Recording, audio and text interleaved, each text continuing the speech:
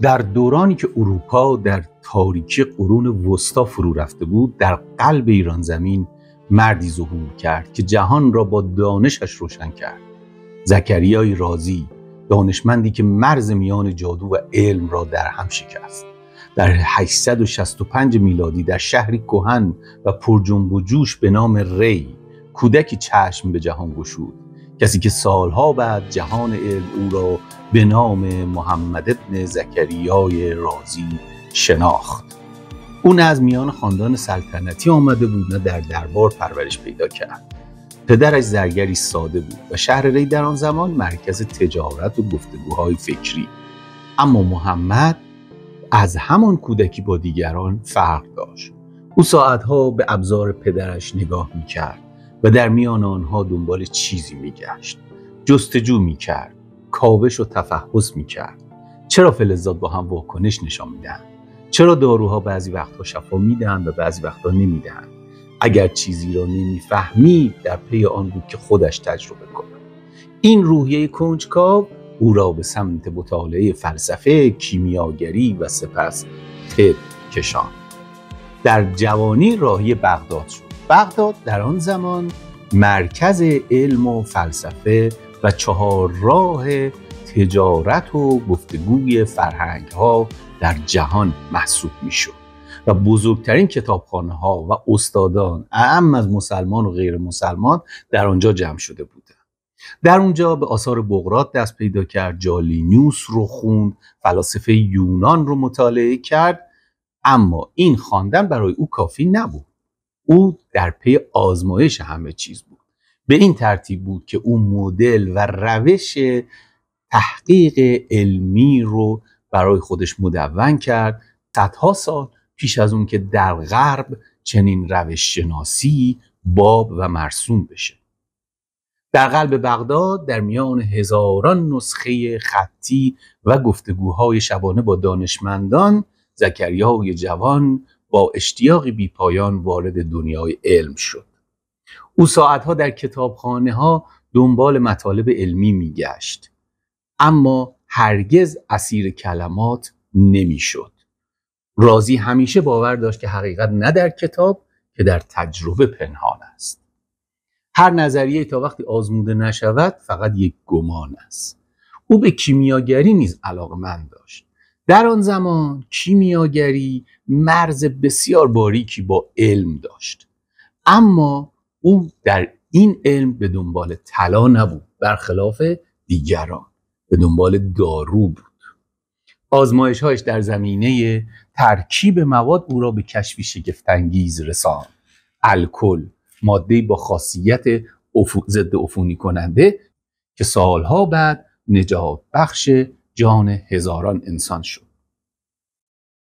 رازی به سرعت در میان دانشمندان بغداد سرآمد و شناخته شده شد و همین اعتبار برای او مسئولیتی بزرگ به همراه آورد: رئیس بیمارستان بزرگ بغداد. میگویند زمانی که میخواست محل ساخت بیمارستان را انتخاب کند، قطعه های گوشت تازه را در نقاط مختلف شهر آویزان کرد. بعد از چند روز آن گوشت هایی که کمتر فاسد شده بودند محل انتخابی او را مشخص کردند. برای رازی حتی یک تکه گوشت فاسد میتوانست کلید فهم علمی باشد.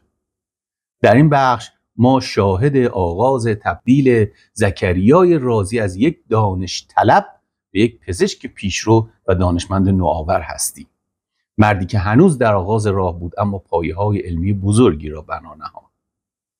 در دل آزمایشگاه ساده‌اش، در میان بوی اسیدها، شعله‌های آتش و شیشه‌های بخار گرفته، زکریای رازی راهی را می‌رفت که پیش از او کسی نرفته بود.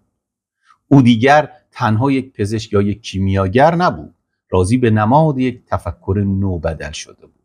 علم باید آزموده شود، سنجیده شود و برای مردم، نه برای رازگویی و نمایش. او از نخستین دانشمندانی بود که توانست الکل را از طریق تقطیر استخراج کند. او دریافت که این مایع میتواند زخم را ضد عفونی کند و در درمان عفونت‌ها مؤثر بیفتد. همچنین رازی اولین کسی بود که اسید سولفوریک را به طور خالص استخراج و توصیف کرد، ماده‌ای که امروز شالوده بسیاری از صنایع شیمیایی است.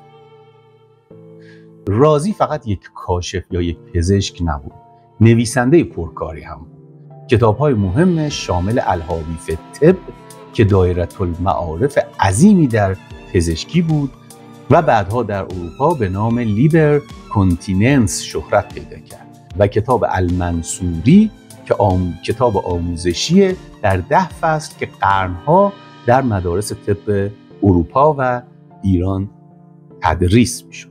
اما زکریای رازی فقط طبیب نبود، فیلسوف پرآوازه‌ای بود و به قول جورج تراویشی یکی از مظلومترین فیلسوفان عالم بود، چرا که همواره به خاطر تخصصی که در طب داشت مسئله فلسفه دانی او زیر سوال میرفت و مورد انکار قرار میگرفت.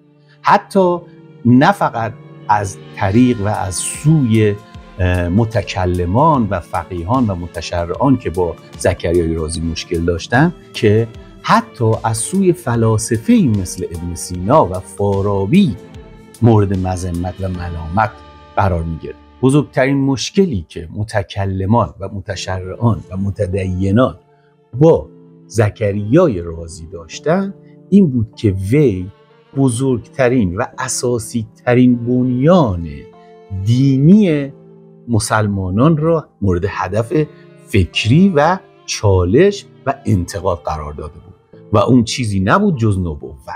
مسئله او مسئله خدا نبود. او هرگز با خدا، حالا اگر بگیم خدای فلاسفه، مشکل و چالش جدی در واقع مطرح نکرد.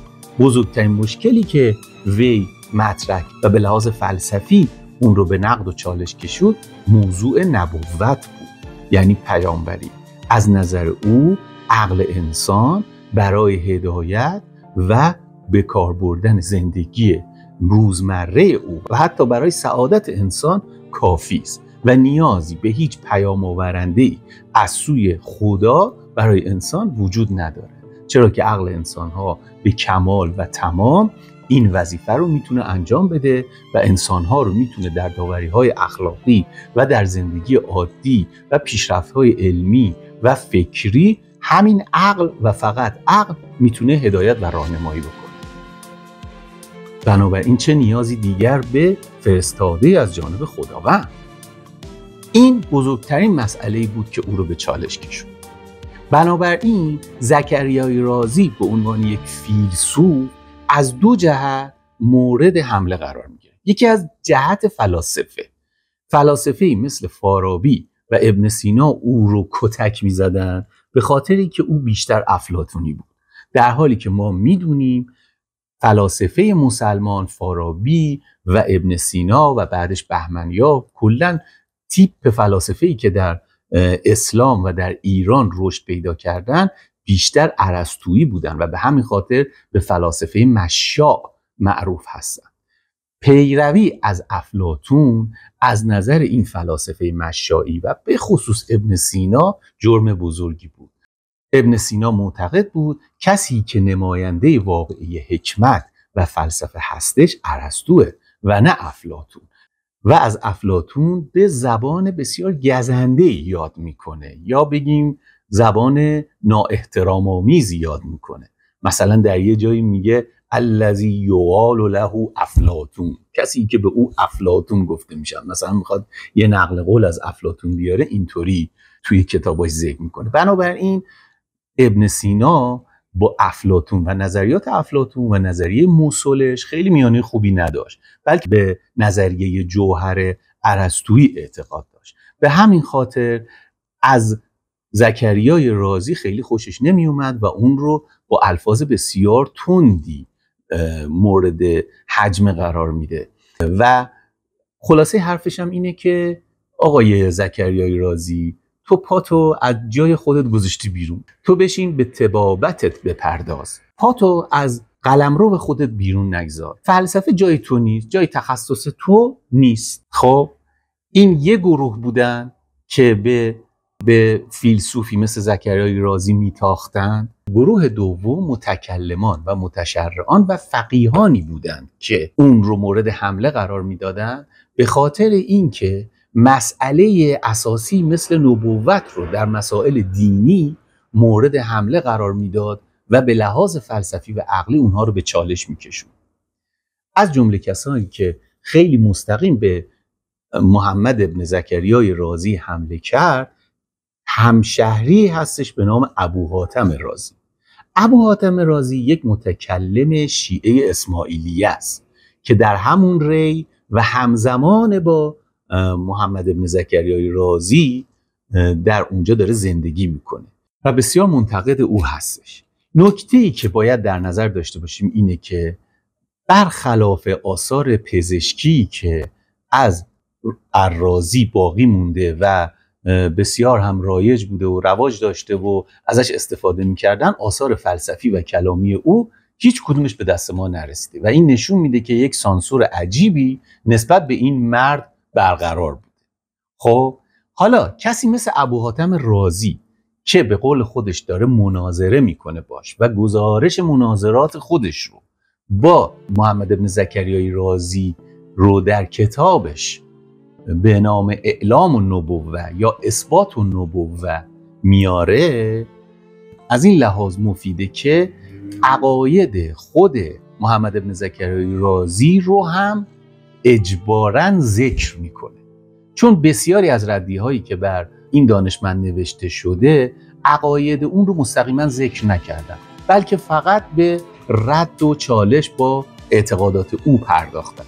اما ابو حاتم رازی منصفانه اقوال اون رو و استدلال‌های اون رو هم مطرح میکنه و بنابراین منبع خوبیه برای شناخت فلسفی از خود دانشمند مورد بحث، یعنی ابوبکر محمد ابن زکریای رازی. از عنوان کتاب ابو حاتم رازی این مسئله به سادگی مشخص میشه که مهمترین چالشی که با دانشمند الرازی وجود داشته مسئله نبوت بوده و ابو حاتم رازی هم به عنوان یک مسلمان معتقد میخواسته او رو در مورد این مسئله به چالش بکشه و اصلا مسئلهش مسئله خدا یا مثلا وجود آفریننده نبوده. نکته بعد اینه که ابو حاتم رازی در عنوان کتابش می نویسه اعلام النبوه الرد علی الملحد ابی بکر رازی.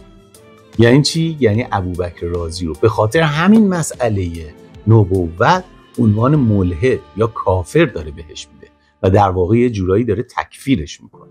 پس معلومه که این مرد از لحاظ فکری و اندیشگی به اصطلاح به هیچ عنوان راستکیش حساب نمی شده و بلکه در واقع کافر و ملحد محسوب می شده و بنابراین جو مذهبی اون زمان در برابر او هستش و طبیعیه که قرنها بعد چجوری کتاب‌ها و آثار او سانسور میشه و از میون میره در عمل.